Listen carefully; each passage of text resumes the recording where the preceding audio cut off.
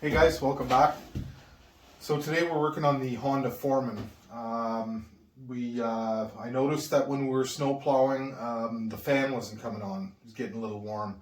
They're known to have problems with their fans. Not a big deal. There's a couple things we can check. So that's what we're going to do today. The bike is actually leaving. I've got someone coming on Wednesday to pick it up. I've got 3 other ones. I don't need this one. So we're going to make sure the fan's working for the new owner, and we're going to send it on its way. All right, let's get started. So there's a few things that you're going to want to test if you're having problems with your fan. Tight fit in here, sorry, it's back into the C can here. So if you look back in here, kind of a tough spot to show you, but right in the back, right at the end of my fingertip, you can sort of see the shiny end. That's the temperature sensor. That's a pretty common problem with them. So it's real simple to test.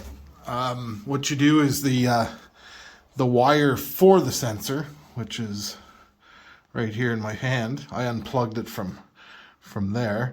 And so if you take that and simply ground it out, I can show you actually.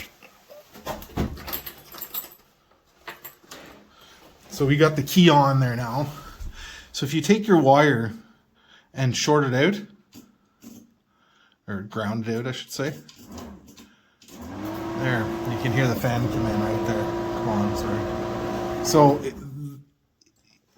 that will test that sensor. That's usually the problem I find, most common anyways. Of course, if you want to test the actual fan itself, you can go inside where the fan is. The wires come up from there, and they're actually under the plastic right here. So if you take this piece of plastic off, you'll find the plug right underneath there. So you could put 12 volts directly to that and test the fan itself. But before stripping any plastics off or anything like that, I would suggest you either ground that right to the frame or run a ground wire to the battery if you want, and just see. If the fan does not come on, then probably the next thing to test would be 12 volts directly to the fan.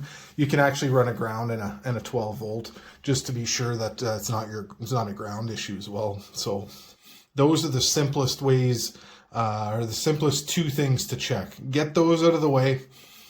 If your fan still doesn't work, the next thing is it's most likely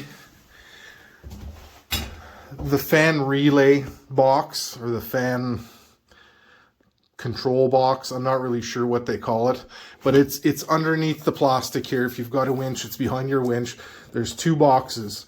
One of them is the computer for the ATV, and the other one is the computer or the relay box for the fan. I can show you one. I've got one out here. So it looks like this here. So you've got a small one for the fan, and then you've got a larger one. Actually, if it's a 450, you've got 3 of them. You've got this one, and a larger one, the computer for the bike itself. So, but the 400 only has these 2 here, and they're underneath the front plastic. They're a bit of a bugger to get to, but it's another thing that's pretty common with these Foremans is the fan control. And you can get those on Amazon for, I don't know, like $100 or something like that. So I know that my issue is the temp sensor. I actually had a spare one right here that I took out of an old Foreman that had a blown engine. I popped it out and I tested it, and it was bad as well. So I ordered one in, and so yeah, that's what we're going to do. We're going to change that out. Pretty sure we have to take the, I know we have to take this shield off the bottom of the bike. I'm sure we have to take that shield off the bottom of the bike, this one here, which means it's probably easier to take the plow off, and just the plow itself, not the plow bracket. and we'll be able to access it a lot easier. All right, so we have these 4 12mm bolts here to pull off first. I think they're 12. Yeah.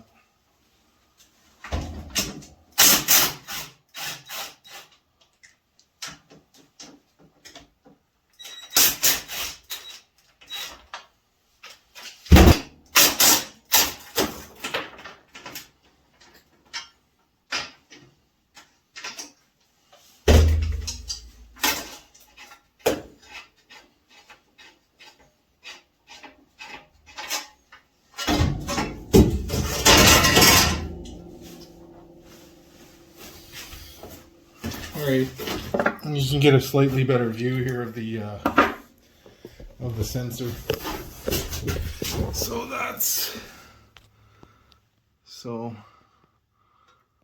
that's the guy we're looking at right there. So we'll pop that off. Looks like about a 16mm, 17 maybe. And so that's where we're looking at right there. I know you guys probably can't see it very well, but bear with me here.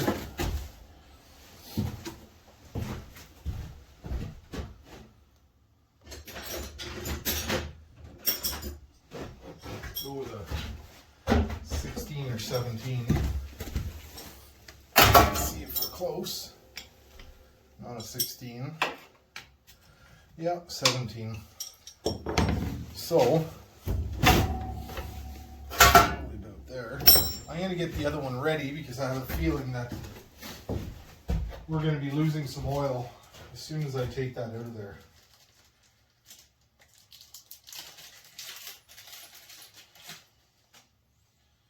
So I got the new one ready with the new crush washer. That guy here, we're going to pop this one out and get this one in there. Oh, it wasn't too bad. Here comes the oil. Lots of oil.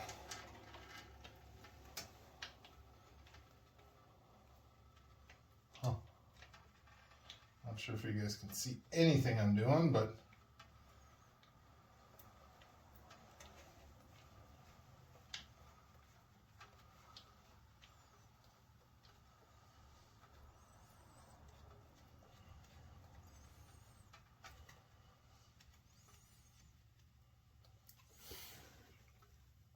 looks like that sucker needs an oil change. Maybe we'll do that too.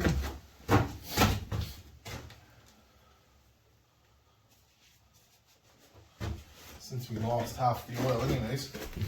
And it smells like gas.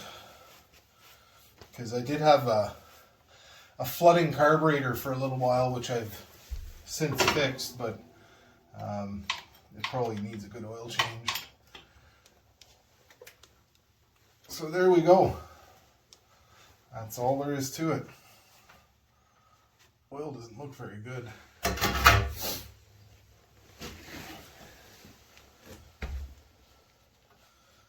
Yeah, I think we're definitely going to do an oil change.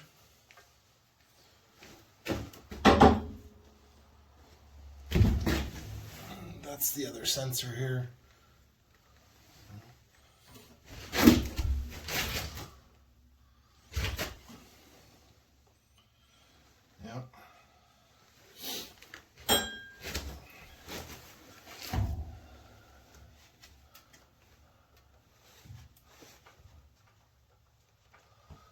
And we're just going to plug that little wire back in. That should take care of our fan problem. That's it.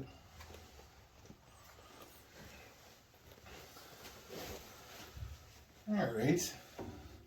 So I think another thing we're going to do here is adjust the clutch since we're in here.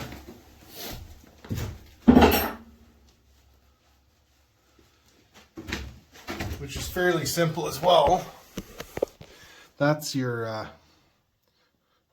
clutch adjustment right there, and you basically loosen the nut and slot headed screw. You back that out all the way, and then turn it in a quarter turn and tighten up the nut. Simple as that. So I guess we may as well change the oil.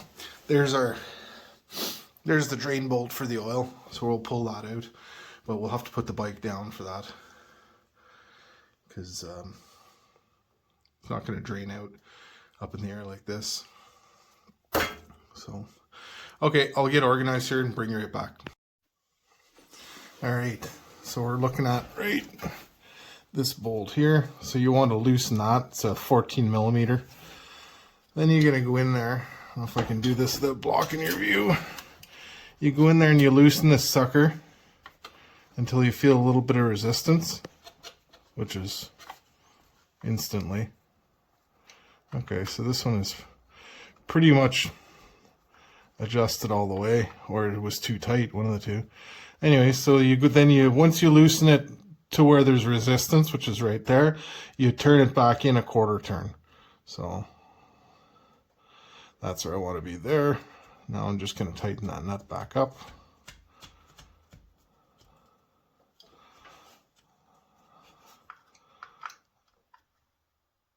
About there's where I had it. So you don't have to be, there's nothing fancy about this. It's very simple. Anybody can do it. So you lock that back down and your clutch is adjusted. Simple as that. So there we go. We got temperature sensor changed and clutch adjusted, all within, half an hour. So we're going to drop the oil now. Okay.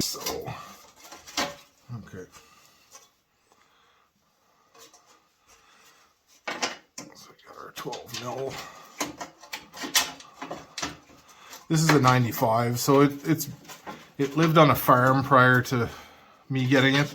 So it's, it was rode hard and put away wet, as we like to say here in Canada, eh? As you can tell, it's a little cool here. It's the day after Christmas. It's not freezing cold. It was colder. It's a little better now. We just had a wicked storm, lots of power outages and whatnot. Typical winter in Canada. But it's about I don't know. I think it's -5. It's about 0 Celsius in my sea can right now. I do have a little propane buddy heater running, and I have a diesel heater, but it makes too much noise, so I have it off right now.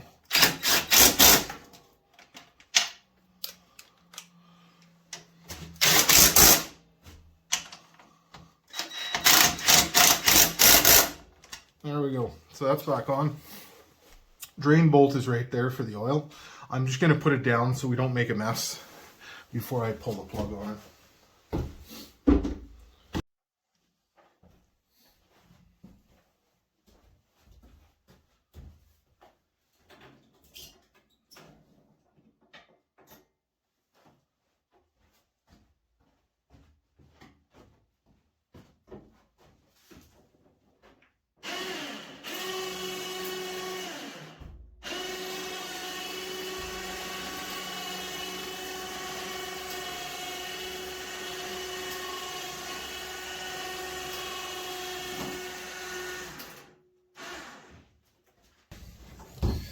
I'm not going to show you guys pull a drain plug because I'm sure you're aware of,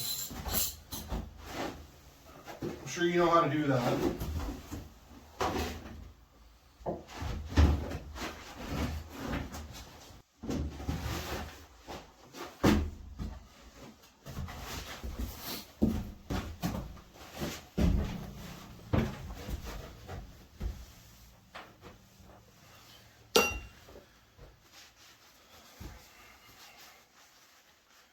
It's definitely tight in here working. There's not a lot of room. We sort of make it work. I bought this convenient 4-pack of filters from Amazon a while back, and they've been pretty handy. So that's where you want to go for your oil filter. It's a little easier if you have that. If you have this plastic off, but I'm not getting into that. I'm just going to rest a little bit here and get it done.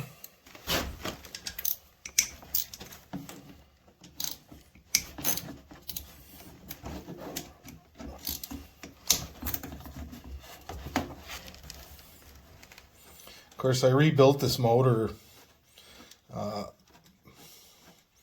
don't know, three years ago now. There's a video on the channel about it.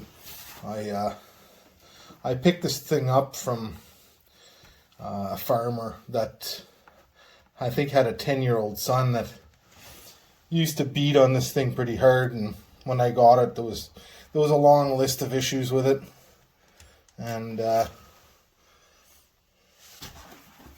so I went through it. It was more of a project thing, and I like bringing these old things back to life rather than scrapping them or parting them out. So that's what I did, and I used it for a couple of years, and I'll basically get my money back from this the guy buying it. I'm just recouping my money pretty much. So there could be some shrapnel in this filter because, yeah, there's a little bit of aluminum in there. We'll probably run some brake cleans in there. It's doing its job. So just from the engine that was blown before would have done a little bit of would have left a little bit of particles in the oil.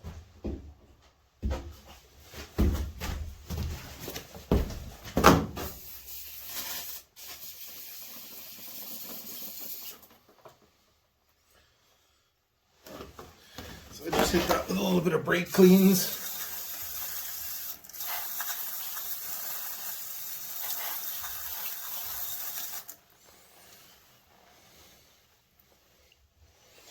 May take a while for all that oil to come out because it was fairly cold in here.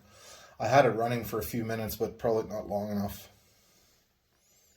The seal still looks good around here, so we won't worry about that. Now make sure when you put the filter in, it goes in that direction, right? So it pulls through the paper. Make sure your spring is still in the bottom. That's one thing about YouTube, it's real handy for anybody who is to work on their own machines. You can get all the information you need right on YouTube. It's before that, when I was a kid and we were learning about this stuff, you basically had to break it to figure out how it worked, or if you're lucky, you caught it the first time around. But we used to rebuild old sleds and ATVs and two-stroke dirt bikes, and that was definitely our thing. And we didn't have the internet to learn, so we learned what we could just from either other guys that were a bit older and more experienced than us, or we just learned as we went.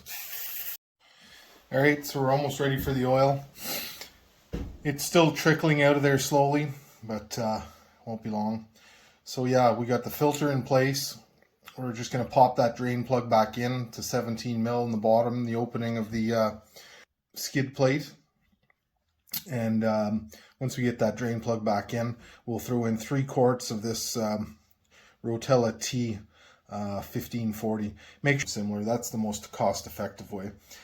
Here in Canada, that's about $9.80 at Walmart. Used to be a little cheaper, and of course COVID pricing, right? So we're paying since a flu came, we're paying more for everything. Sort of don't really understand, but anyways, we're stuck with that. So Walmart, about $10 a quart. So it's not cheap to do an oil change on an ATV anymore. I remember when it was $10 to do an oil change. Well, those days are long gone. All right, the oil change is done, so we'll fire it up and kick it outside and let it run. Make sure that fan goes on and off.